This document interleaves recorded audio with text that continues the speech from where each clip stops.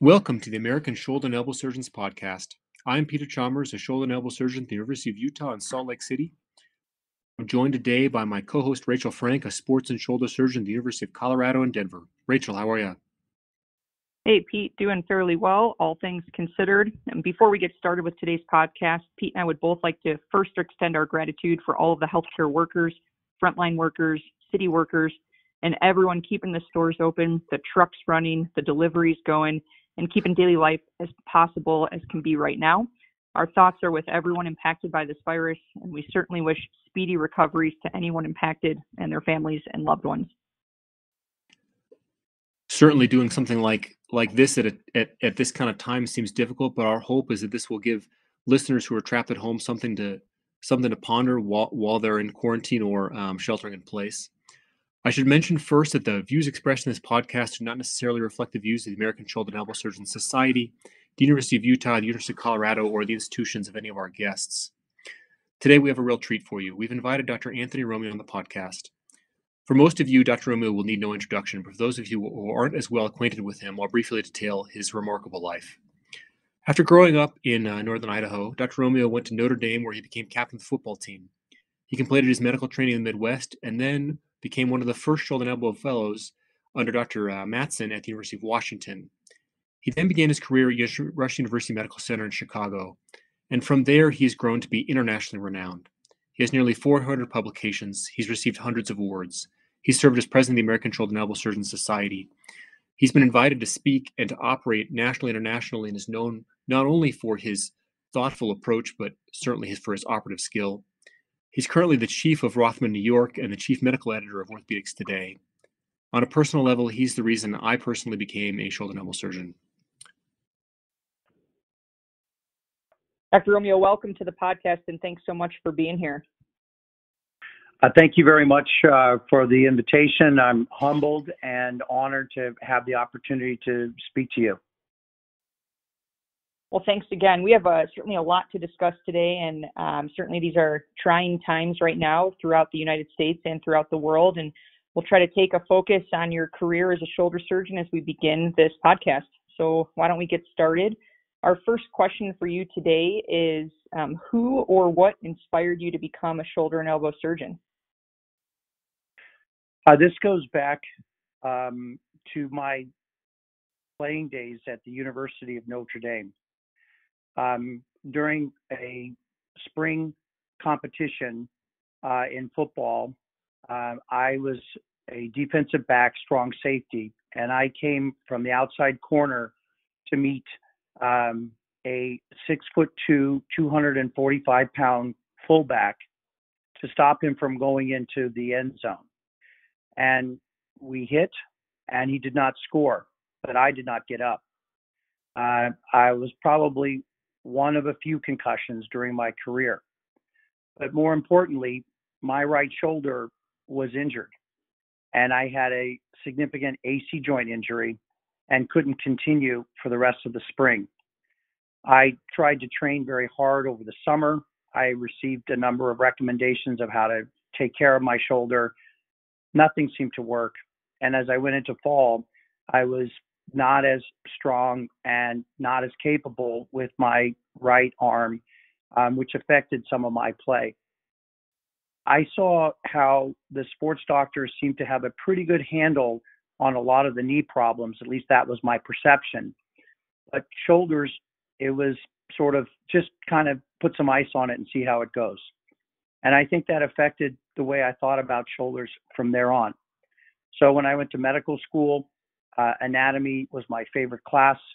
After my first year, I was an anatomy instructor for the physical therapy program at St. Louis University, and I loved spending hours and hours and hours on the musculoskeletal anatomy. I then went to the Cleveland Clinic, and I chose that institution, and fortunately, they chose me also because of their very broad interest in orthopedics, in particular sports medicine. And they had a surgeon there, John Brems, who was the very first one-year fellow for Charlie Neer, who was not from Columbia Presbyterian, where Dr. Neer was practicing. He had a special recommendation by the chairman of the department at the Cleveland Clinic, Dr. Alan Wild, and Dr. Neer accepted him so that he would spend a year with him in New York. And it was my experience with being with Dr. Brems that really drove this interest in shoulder and sports. And also at that time, there was a Dr. Tom Anderson, who was a young surgeon who had trained in Wisconsin and under Bill Clancy, a very well-known sports medicine doctor, and then with Dr. Bergfeld in the Cleveland Clinic. And Tom was doing arthroscopic surgeries that I'd never seen before to treat problems around the shoulder and the elbow. And so those two really drove my interest in shoulder and elbow. When I applied to the fellowship for shoulder and elbow, I remember my peers and others saying, why are you going into shoulder and elbow? There's like 5 operations. You do a rotator cuff repair open, you do an instability repair open, you do a shoulder replacement, and you either do a hemi or a total, and then there's a few little elbow operations other than fractures. Why would you want to spend all your time trying to learn that?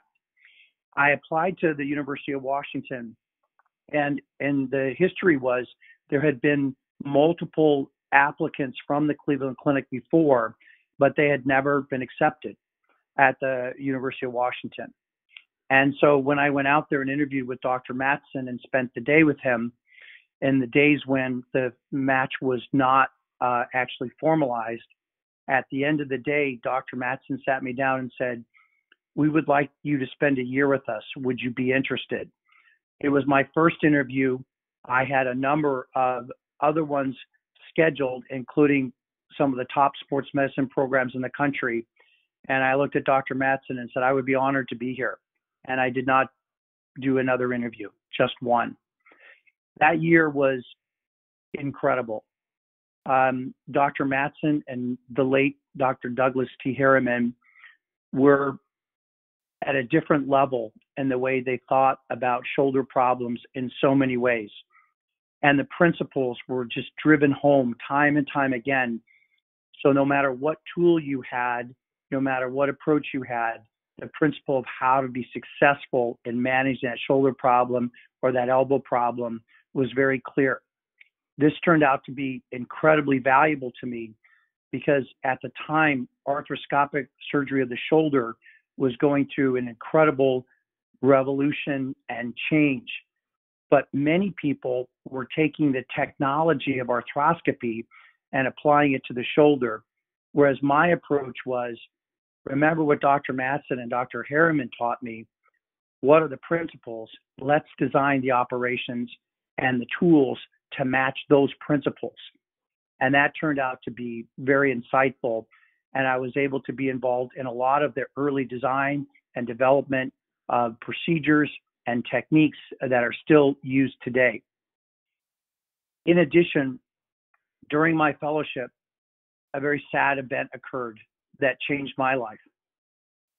When we went home at the Christmas holiday, everything seemed to be okay. When we came back in January, the very first day on Monday, I was operating with Dr. Harriman, and he told me that his leg had been bothering him throughout the entire Christmas holiday and he had to go for an x-ray. So at the conclusion of our last case, he left. He never came back. A few hours later, Howard Chansky, who was the tumor fellow, came to me and said, Tony, we have a problem. Doug has something in his tibia and it's not good. I spent the evening and into the night where they did the biopsy, and we actually looked at that biopsy. And what we knew was that there was a lot more cells than there should have been on that picture. Initially, it was thought it was a melanoma of the tibia. It turned out to be a osteogenic sarcoma in a 39-year-old. Doug had to undergo chemotherapy, limb salvage surgery, and Dr. Matson came to me after a few weeks and said, I have two choices here.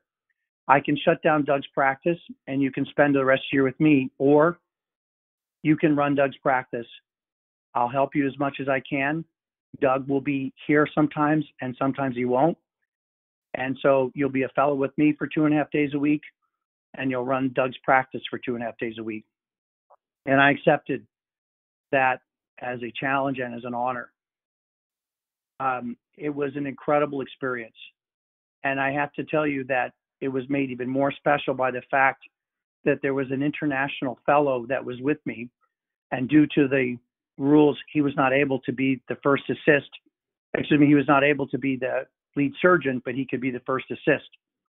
And that was a surgeon named Younggo Lee, Rhee, who we all know in the shoulder world has gone on to become one of the most famous shoulder surgeons in all of Asia, being president of the Korean Shoulder and Elbow Society, taking care of their baseball teams.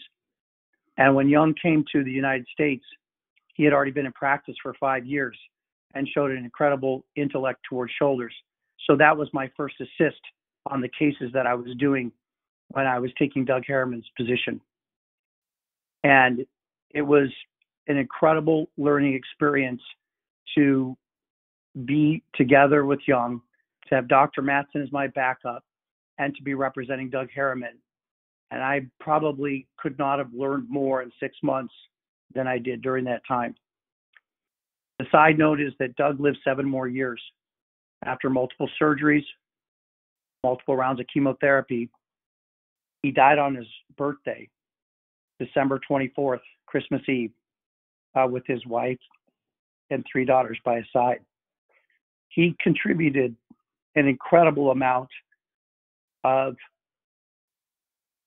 important principles to shoulder and elbow. And when I mention them, you that are in shoulder and elbow will know all of them. The concept of obligate translation, the concept of compression, concavity compression, the concept of the humeral scapular motion interface. These are all things that Dr. Matson somehow envisioned. Doug and Dr. Matson talked about it, and then Doug did the research to prove these principles. That was an impact that I will never forget and always remember. Then I was fortunate enough to get an opportunity to work at Rush University. And what happened is that I was very close with Dr. Brems and Dr. Bergfeld at the Cleveland Clinic. And Rush was looking for a sports medicine doctor, not necessarily someone just in shoulders.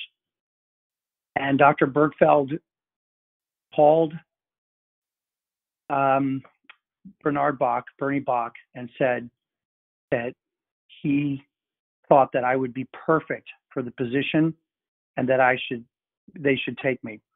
And then he called me and he said, I just want to let you know, I'm going to get you a job at Rush, but you better not let me down. And of course, that was just Dr. Bergfeld in his old school way. And I don't think I let him down. So it's a long-winded answer to tell you that the impact on my life was a personal injury. Subsequently, my devotion to understanding anatomy and the 3-dimensional components around the shoulder.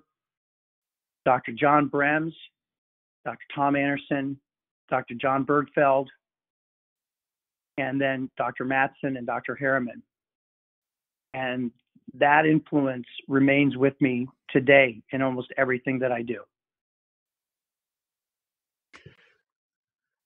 You ended your story with beginning at Rush, and I think we all know that since starting there, you accomplished an incredible number and variety of things in impacting a huge variety of areas of shoulder surgery, from rotator cuff to instability to replacement and the treatment of arthritis.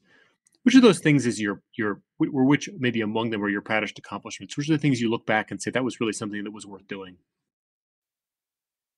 I think that I alluded to that before, and that is that what I felt was one of the important contributions early on was that Dr. Matson and Dr. Harriman were not as involved in the Arthroscopy Association of North America, and although they were working on some tools and techniques, that was not their strongest area of influence as it was within the American shoulder and elbow surgeons. And so I think my love of sports, my love of technology, the principles that I learned from Dr. Matson and Dr. Harriman, and applying that to this budding field of shoulder arthroscopy granted me an incredible opportunity at a very early time in my career to get up in front of audiences of both national and international prominence and say, we can do an operation that we do open that we know that works, and now we can do that arthroscopically. And here's how to do that. And not only was I involved in some of the design and development, but I was heavily involved in the education to teach other people. And how did that happen?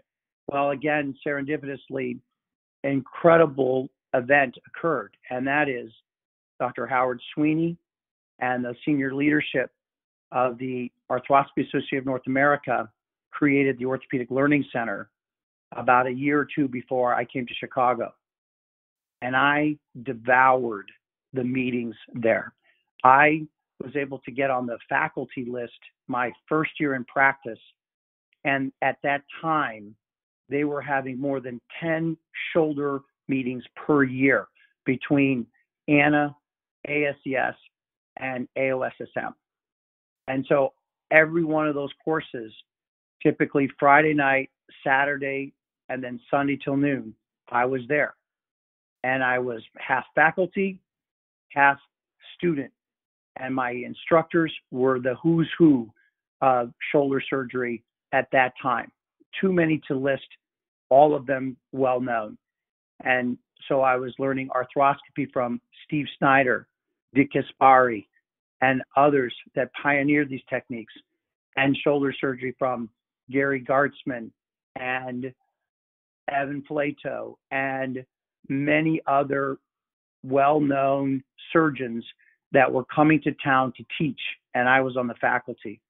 So this was incredible because then I would, on Monday, incorporate what I learned in what my practice was. And within less than 2 years of being in practice, at that time there was no shoulder and elbow opportunity specific at Rush. There was one of the founding members of the American Shoulder and Elbow Society who was practicing in Chicago, who was 63 at the time, Dr. Melvin Post, who has since passed away. But I was told you can't really develop just a shoulder and elbow practice in Chicago. You have to really do sports. And 2 years into practice, I gave up everything but shoulder and elbow because I was so busy. And so every one of those meetings, and I suspect in my first 5 years, I attended close to 50 meetings at the Orthopedic Learning Center.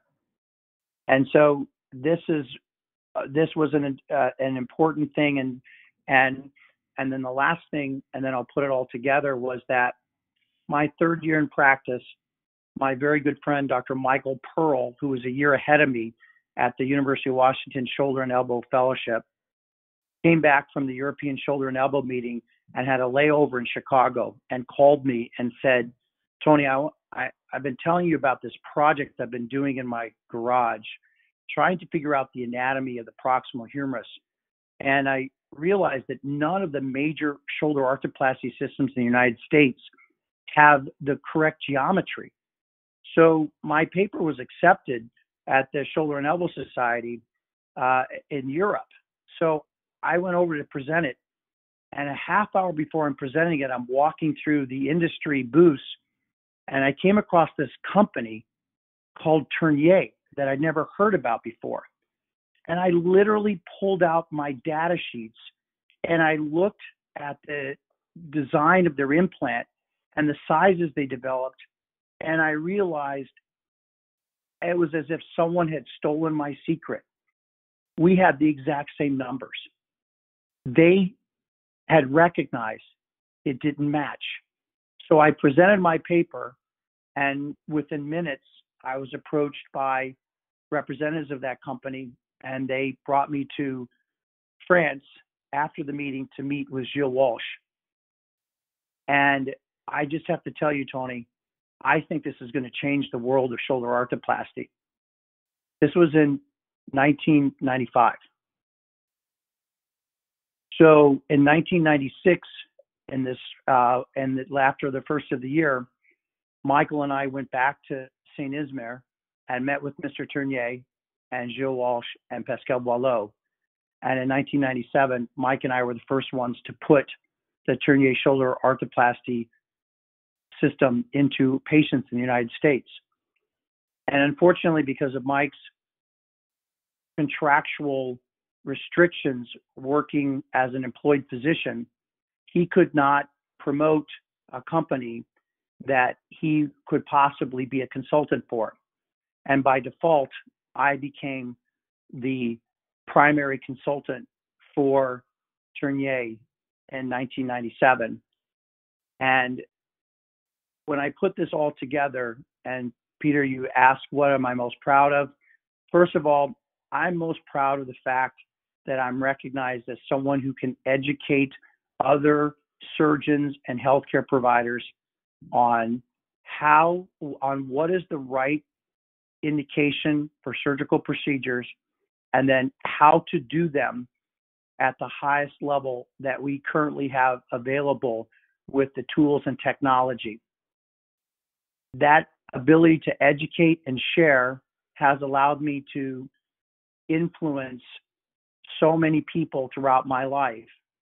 And there's nothing more rewarding than being in some foreign country and have a surgeon come up to me and say, you know, I heard one of your lectures a few years ago, or I saw the live surgery you did a few years ago, or I saw the video that you made. And since that, I've incorporated in those techniques you showed me. And I can tell you, I am such a better shoulder surgeon because of what I've learned from you. And I just want to thank you for that. And I've had the incredible privilege of hearing that more than once throughout my career. And so education, I would say, is the greatest thing that I feel that I've contributed. And then behind that, I was fortunate enough to be on this early wave of arthroscopy. And I think what I did is I held the arthroscopists and the technologists feet to the fire to say, you can't change the operation because of tools from what we know actually works. You've got to change the tools and the instruments to match what actually works. And so holding on to those principles was critical. And the last thing in terms of the world of shoulder arthroplasty, I was fortunate enough to be involved in what I think has revolutionized the way we care for patients with shoulder arthritis. And that opportunity to be part of that and to work with the people that have changed the world with regards to the management of shoulder arthritis was an incredible privilege, and I think, again, added to my abilities to teach and educate others. Certainly incredible to think about all the people you've influenced over the years and decades.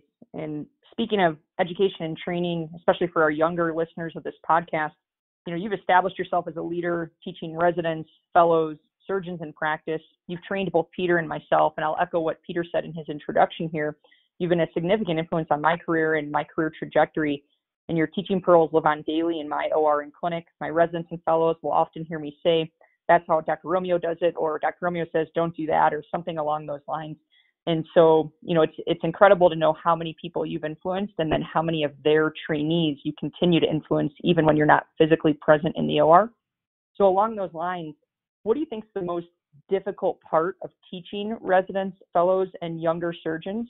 And you alluded to what's the most rewarding in terms of when they, you know, when the surgeons tell you what they've been able to do because of your pearls. But what would you say is the most difficult part of teaching, and how can you help our listeners maybe work on those difficulties? I think that the difficulty and the challenges change as you go through your own career. I think early on, you want to get better. You recognize that what you really want to do, you're able to accomplish, but not quite at the level that you'd like to be. So the early stages, you want to teach and educate, but you'd like to be doing these procedures with your own hands. And you've got to become comfortable with delegating and mentoring others to use their hands in a way that they can learn while you're continuing to advance your own skills. Then you get to a point, not to be arrogant, but where you feel that these operations are things that you've done quite a few times. And although each and every one of them is like a painting, it's a man-made experience, and you have to focus and you have to get to the final designated goals. You know that you have an experience and a skill set that's allowed you to accomplish that in your own ORs as well as other people's ORs in front of large audiences. And so you became more comfortable with delegating and helping others and knowing when you need to step in and guide them a little further. The problem here becomes a sense of the fact that you recognize that the skill set of the people that you work with is variable. And so you have to adjust. You learn things about the fact that people that are single-handed dominant and do not have as much dexterity with their opposite hand, you have to actually change your teaching style and technique so that you can help them get better. You can't force them to use their non-dominant hand, which doesn't have the same dexterity, and then be upset that they're not quite at the same level. You have to help them come up with strategies to be able to do the procedure in total as if both hands are working in concert. And in addition, you have to be careful to not be discouraged when you are teaching people that are not as passionate about these procedures that you are. As the younger residents, the senior residents that have selected different areas of specialization, and even fellows who are less interested, you have to avoid the personal bias. Well, why should I teach when they're not really that interested? Recognizing that they're going to go out into the community and do these procedures. And if not just for them, for the people they'll be caring for, you need to continue to be motivated to try to teach them as much as possible.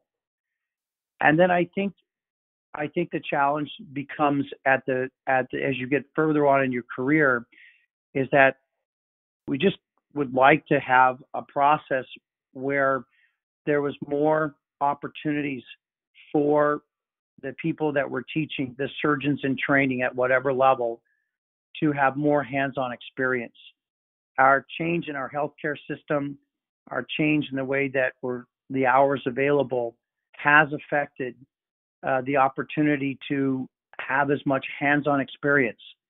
And that also can be a source of frustration when you have individuals who are very smart, very talented potentially, but just have not had much experience. And we've got to figure out better ways to get that experience, to move them further along their learning curve and help them get better, because as we always have to keep in mind, they're taking care of patients too. And in some way, as you mentioned, Rachel, I recognize that when you're caring for patients, that somewhere in the back of your mind, something I said or something that I showed you may make a difference in whether that patient gets a good result or not. So I do have a responsibility in an indirect way to make sure that I do the best I can when I'm teaching other surgeons in training. And again, that gets more difficult at times, but in my personal opinion, the reward is probably the most satisfying and continually rewarding aspect of what I do. I moved to New York and assumed a position of a higher level administrative responsibilities. And due to some realignment of healthcare priorities, my opportunity to work with residents and fellows has been dramatically reduced over the opportunity that I had when I was in Chicago. And I would have to say that that is probably my greatest disappointment, in that I have had to give up some of that for the other responsibilities related to administrative activities. And if there's one thing that I will work very hard to continue to change, is my impact and my ability to continue to teach and educate surgeons in training, because I think it's so important for the legacy of our profession, for the legacy of the Shoulder and Elbow Society, which has been so focused on education, and for my personal legacy, because I think in the long run, that's where I'll make my greatest impact in terms of this profession. And that is in being able to share what I've learned with others so that they can then use that and their patients going forward.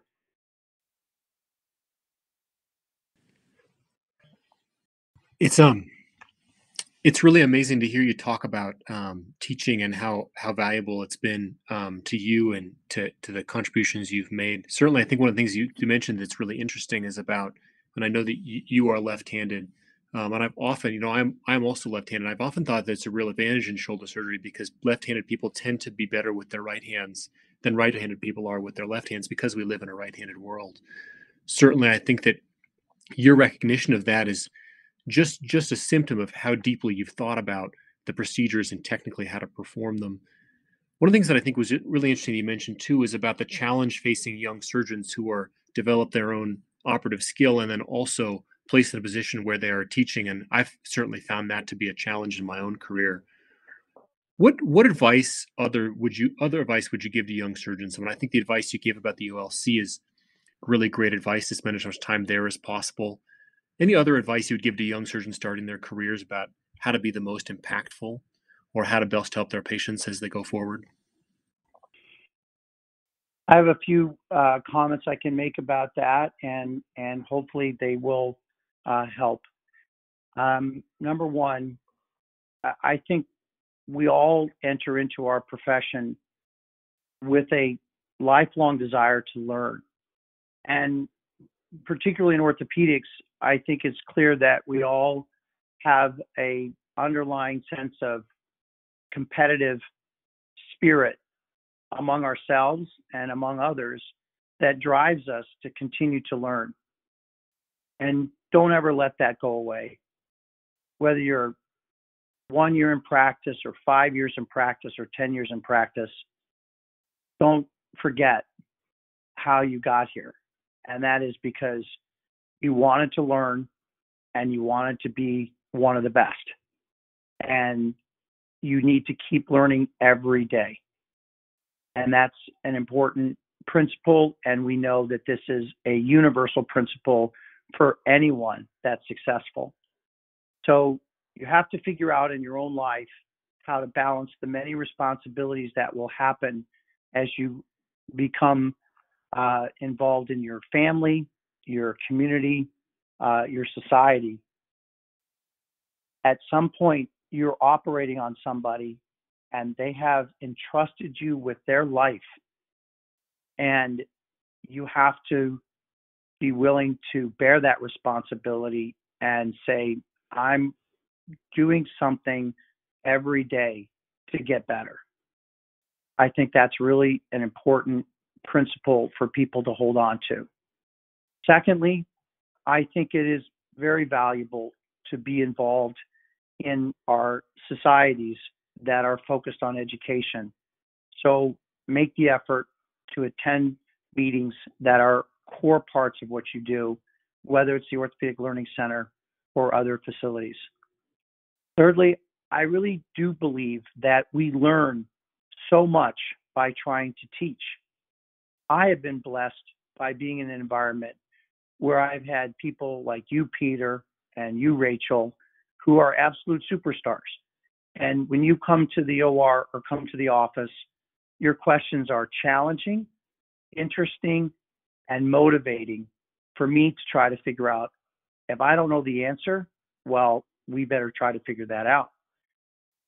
I think that even when you're not as fortunate as I have been, and you're working in a community or a smaller hospital or smaller environment, to make the effort to try to teach those that are around you, your surgical tech, your physician assistant or first assist, the anesthesiologist, the circulating nurse, the family, it pushes you to a different level of understanding. And we all recognize that. First, you have to learn how to do it, and then you have to be able to show people that you can do it. And at some point, you have to be able to teach others. And I know that not everyone gets that opportunity, but just the process of trying to teach others about what you're doing and why you're doing it and why this makes sense is an incredible level of understanding that will allow you to become a better physician. The last thing I would say, and this is a little bit of the soft skills, is that our lives are complicated. And although the stress we handle very well, it's important that we try to balance our lives as much as possible. It's important that we have some sense of calm and peace when we're away from work, whether that's with your family, your loved ones, or activities you do on your own. And the reason why is because it's very clear that you cannot get into flow. You cannot get into the zone.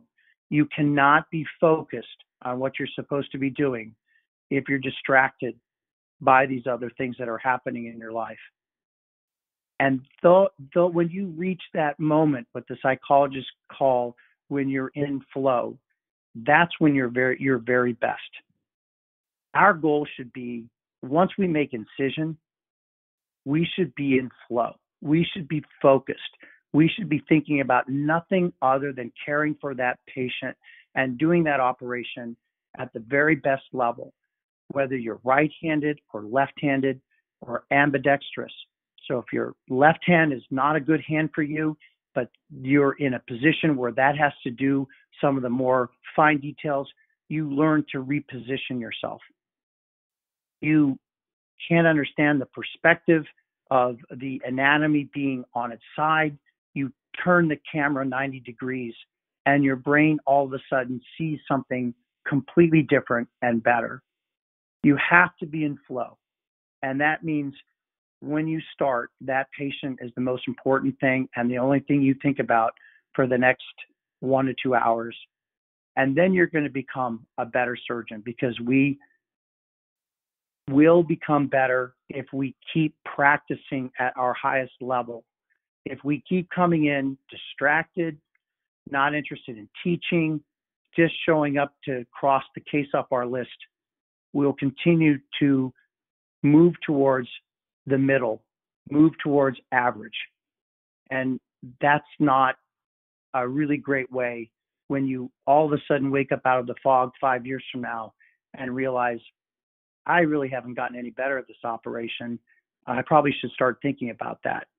This is a lifelong effort. It's something that I challenge myself every day. It's not perfect. It's easier to talk about it than it is to do it. But if I'm a young physician, I want to try my best to keep learning every day. I want to go to the meetings where I can have people that I trust will teach me how to do things.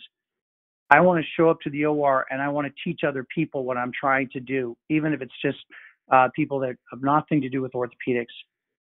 And I want to be in a flow state when I'm doing my surgeries, because I know that what I do for that 1 to 2 hours will affect that patient's life forever.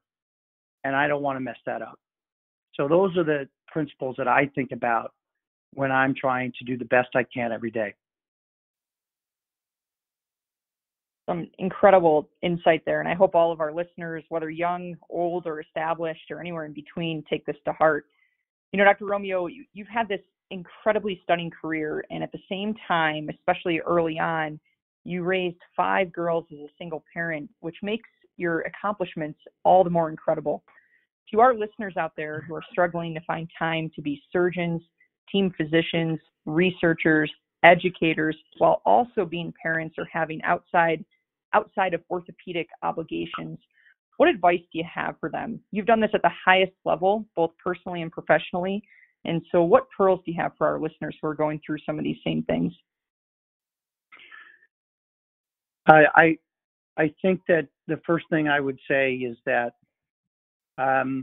it's very important that you find a way to take care of yourself as a person. And that's not to become egocentric or selfish, but we need to take care of ourselves. And that means, and what I think I followed throughout my life, is a routine of proper nutrition, exercise, knowing when it's time to take a break, and restoring my physical and mental capacities as best as possible. I think it's important that you try to work on those strategies. I think the other thing that's very important that you alluded to, Rachel, is that if you look at all the things that some people are able to accomplish, it's impossible to understand how you could do that in a 24-hour day. It just doesn't make sense. And that's the reality of everyone that's listening to this podcast. It's not a question of time management. It's a question of priority management. There's not enough hours in the day. We actually do need to sleep a little bit. We actually do need to take a break once in a while. It's priority management. And it's priority management every day. You don't know what challenge is coming tomorrow. I was unfortunate in that my ex-wife and I were unable to resolve differences. It created a unique situation, and what ended up happening is that I ended up raising 5 girls, starting when my oldest was 13 and my youngest was 7. My oldest has now turned 30. All of my children have graduated from college. All of my children are contributing to society in some way. It was an incredibly difficult time. There was no textbook for this. There was really no one to talk to about this, except, of course, your family to try to get some help. My family lived more than 2,000 miles away on the West Coast.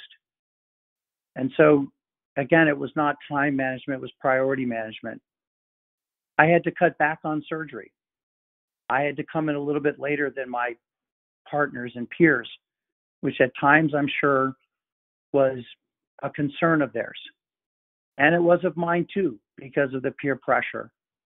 Again, we're competitive.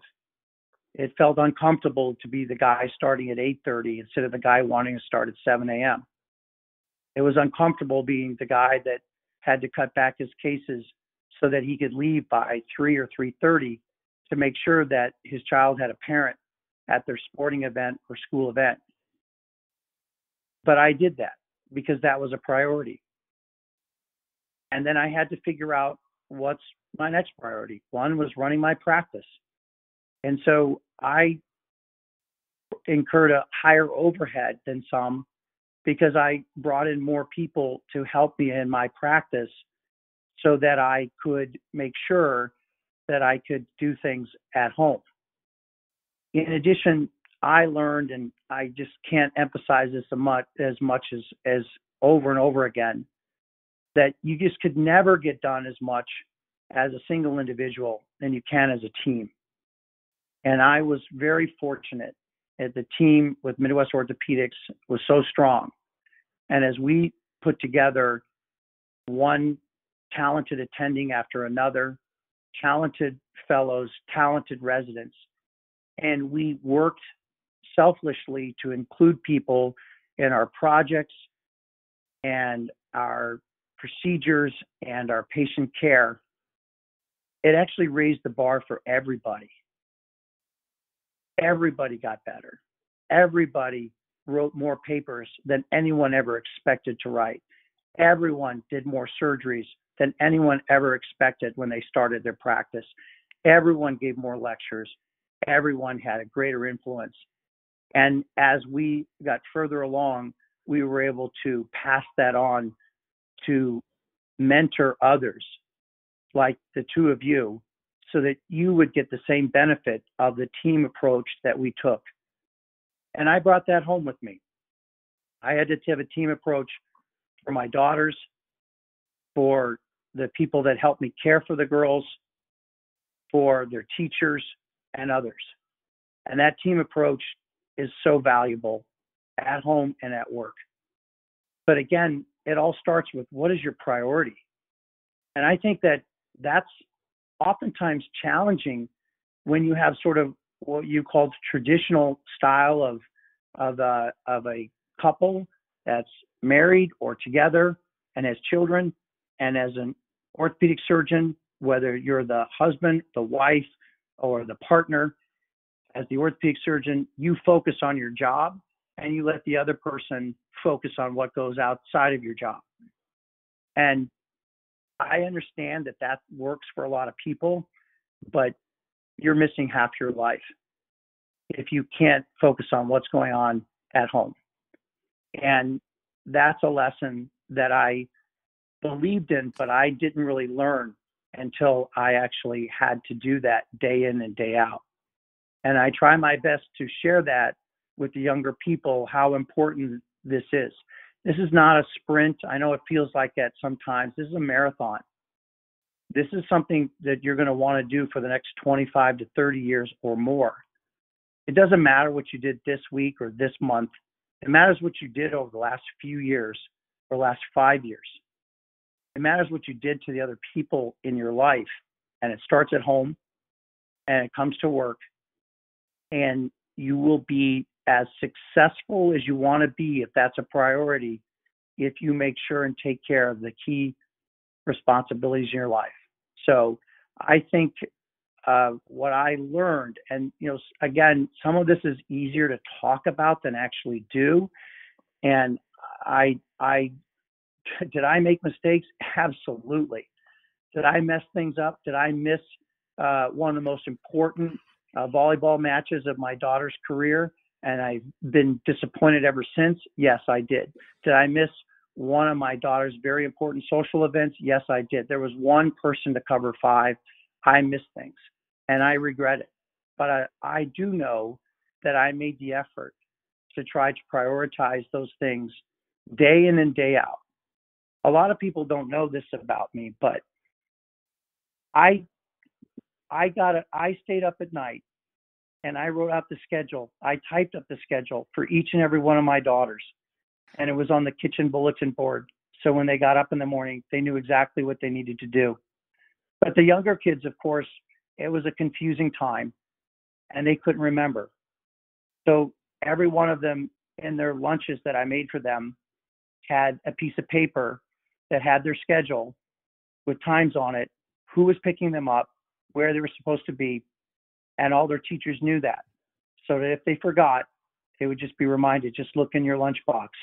Your dad has your schedule for you.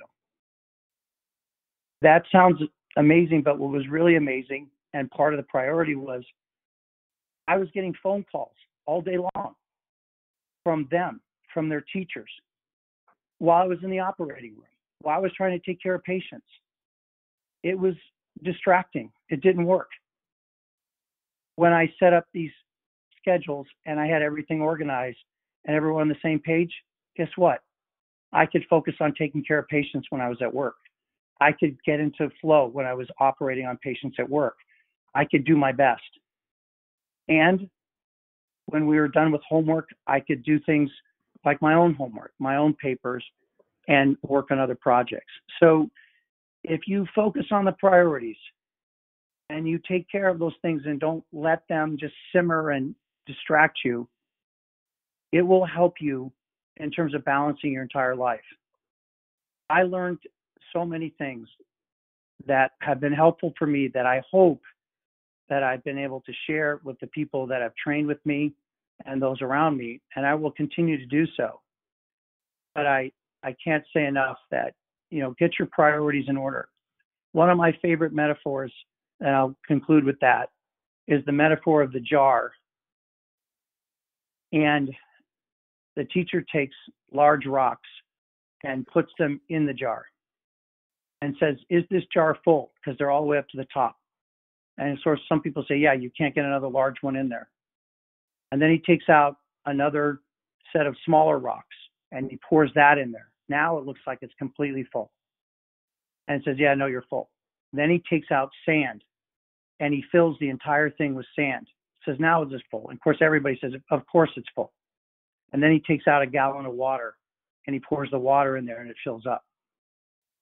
So the metaphor is, get your big rocks in the jar first. Figure that out. Then prioritize to the smaller rocks and then the sand and then the water. And don't get too nervous about the water and the sand. If the big rocks are in the right place, everything else will work out pretty well. You're never going to be perfect. You're always going to be making mistakes. You got to keep correcting yourself along the way. And then you'll be able to do some of the things that I was able to do. And while we talk about raising my $5 as a challenge, there's been no greater blessing in my life.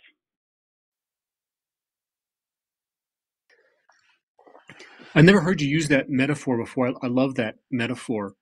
I love that metaphor because if you were looking at those rocks, it would be so tempting to take one of the small ones and put it in first. And I think that ultimately that's what one of the things you said, that it's priorities is about making hard choices. And that they're ones that you often will feel uncomfortable with. And I love that you talked about that. Speaking of family and priorities and balanced life, we know that COVID-19 has really hit New York City the hardest. And things seem to be getting more grim there on a day-to-day basis. We know you're there and in the thick of that right now. Can you tell us a little bit about what's going on with that in your life? Yes, Peter, I'm happy to speak about that. First of all,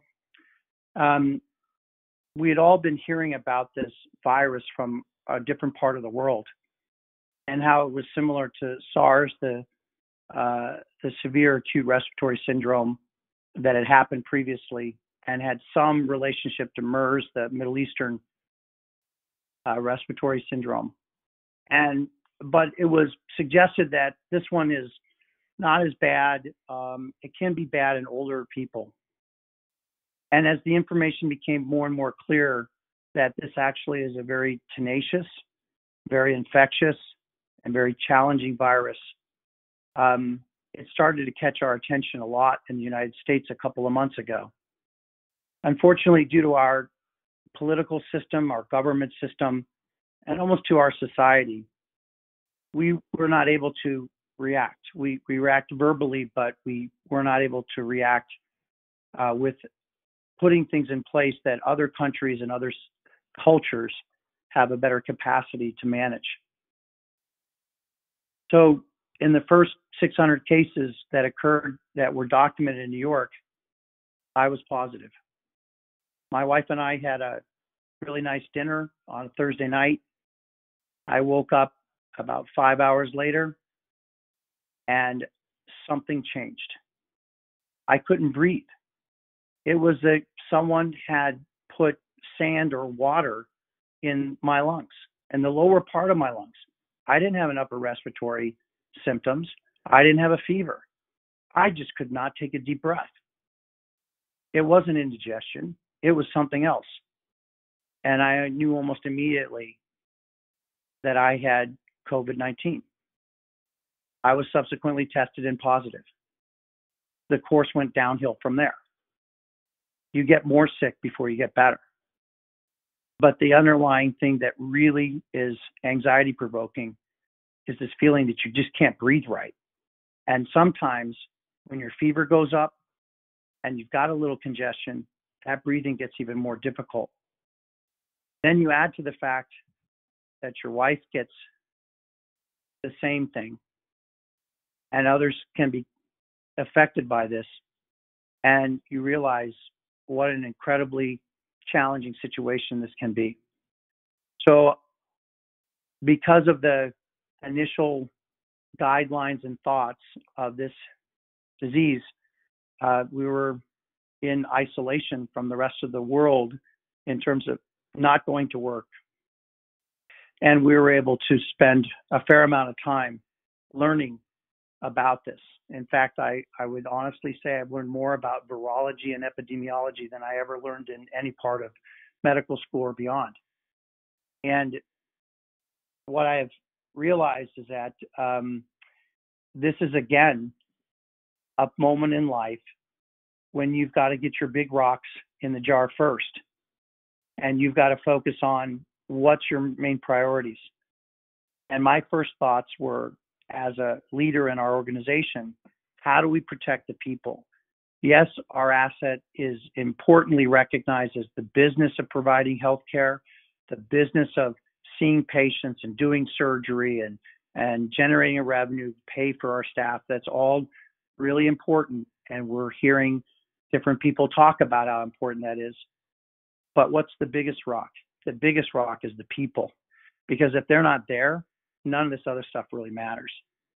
And so the first and foremost things is I've been, to be honest with you, a little disappointed in the leadership, not only the administrative leadership, but the physician leadership, in arguing on behalf of using personal protective equipment at all times. We've initially relied on the World Health Organization, which developed their criteria for a much less contagious virus that did not typically infect people when the people were asymptomatic like this one does. This virus is a Trojan horse. 50% or more of the people that are getting sick are contracting that from someone who didn't know or didn't recognize they even had the virus. That's not the same as the other ones, where symptoms would often precede the viral shedding. So we have to act as if everybody has it, and we haven't done that. And that's why we're on the precipice of an incredible tragedy in New York.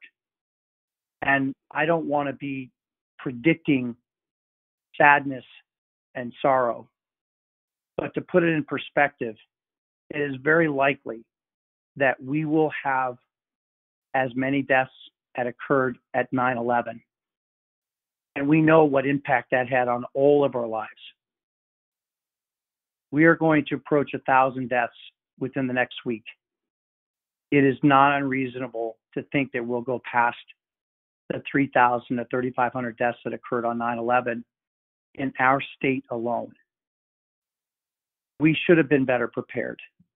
We did not put the big rocks in the jar. We kept dealing with small things. And when forced to try to make decisions, some of our leaders didn't have the courage to make the difficult choices. Our healthcare workers need personal protective equipment for themselves, but also for those that are infected and shedding virus and don't even know it, to protect others. We know what has happened in Italy. We know what is happening in Spain. We have to work on making sure that our healthcare workers are protected from others and from themselves causing this illness. And we have not done a good job. Because why? Because we have a shortage. That's not acceptable. It's just not acceptable. In our country, with our wealth, it's unacceptable to say there's a shortage. It hasn't been prioritized. They have not put the big rocks in the jars to start with. There's sand and water that are preventing the big rocks from getting in there. And that, to me, is an incredible disappointment. During this time, I will do my best as one of the leaders in our organization to keep an eye on all the people in our practice, to do whatever I can to find the personal protective equipment somewhere in this country so that our staff can have it. And if they can't, they will stay 6 feet away, and they will not be in an area where they can contract this condition, because I've seen how challenging it can be in healthy people. And I don't want this on anybody. I think the sad thing that people are just realizing, the rest of the country too, is in New York, we've already experienced something that was not very clearly stated. 50% of our people that are being hospitalized are under the age of 60 in New York. We have 30 and 40-year-olds dying. We have people that are in the healthcare system that are on respirators already. This is not a simple virus. This is not the flu. And again, I don't want to go through all the arguments.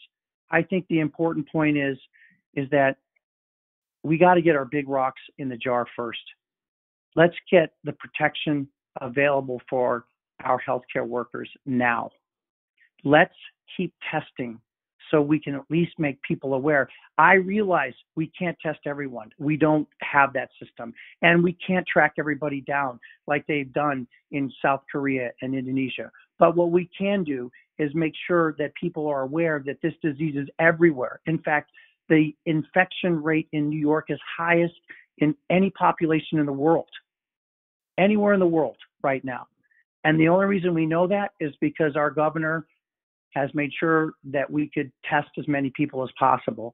And I think we should keep testing, even if we can't use it to track down and sort of suppress this. It will keep people aware of how severe this is. And then we've got to do everything we can to take care of these people that are going to get so sick over the next month to 6 weeks. We need respirators. We're being offered less than 1,000 respirators from a government agency. And so then what are you going to do with the 15 to 18,000 other people that need a respirator that we don't have in New York? We have to do a better job, and we can do a better job. Put the big rocks in the jar first. Let's get this thing taken care of. And then that would be really an amazing effort by all of us. I don't think that's what's happening now is too disjointed from the lessons in life. You know, we have to think about people first, and we have to care for people. As an educator, my job in orthopedics is to help young surgeons in training reach their fullest potential. And that includes not only teaching them, but trying to mentor them and try to share with them principles of living a life that's balanced and helping them learn how to get into the flow when they're taking care of people in the operating room. I think that's part of the priorities. I think it's important that we recognize that we have a call to all of society when it's necessary. We're fortunate that we are involved in a profession that is very, very valuable to society. It's about life and living. It's about quality of life. And we've created tremendous techniques and technology to help people get there. But we can't forget about the fact that there is a bigger part of life that we're all part of, that we need to assume our responsibility when necessary, such as during this pandemic. And I think that it's really important. Again, our priorities, we've got to take care of our family. We've got to take care of our older family members, our parents, our grandparents, our aunts and uncles, keep them isolated. We've got to make sure our kids understand that they may be carrying the virus even if they're not sick. And we've got to help out our peers on the healthcare front. We should be doing things like some places are doing, which I really admire, respect, and compliment. And that is, let's take over the urgent care centers, all the musculoskeletal care. Let's do that. We should be seeing the ankle sprains and the wrist sprains and the back soreness and all of that stuff. Don't put that burden on top of our emergency department people and our ICU people and all of them. We're musculoskeletal specialists. Let's help our peers. Let's help our healthcare workers so they can focus on the task at hand, which is much more critical than what we do in most cases. And we should be working with the hospital, with the society, and with others to make sure that people are educated, to try to get resources as much as possible, and try to preserve as many lives as possible. While all this is all going on, there is a place for us to continue with our lifelong goals of learning something every day, trying to get better every day, and working on putting the big rocks in the jar and making sure that we can create a peaceful life away from work. So all of this ties together if you really, really want to be successful and have a great life.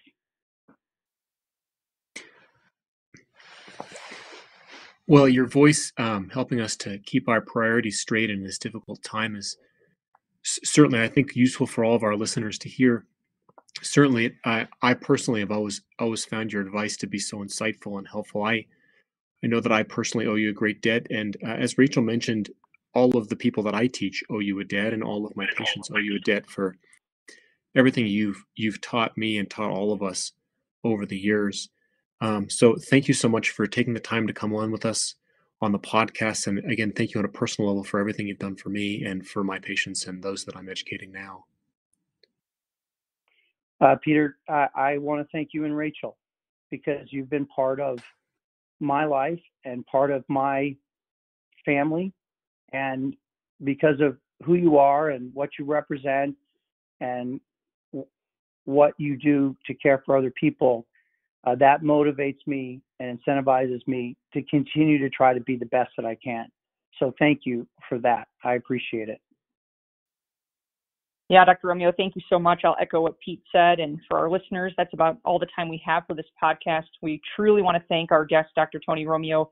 What a privilege it's been for us to get to share this hour and do this podcast with our mentor. For everyone out there, stay strong, stay safe, stay at home, wash your hands. And for our healthcare workers, our first responders, and everyone keeping society running, our thoughts are with you. For all of our shoulder and elbow listeners out there, please don't forget to subscribe to the podcast. And for Pete Chalmers, I'm Rachel Frank, and we'll see you next time.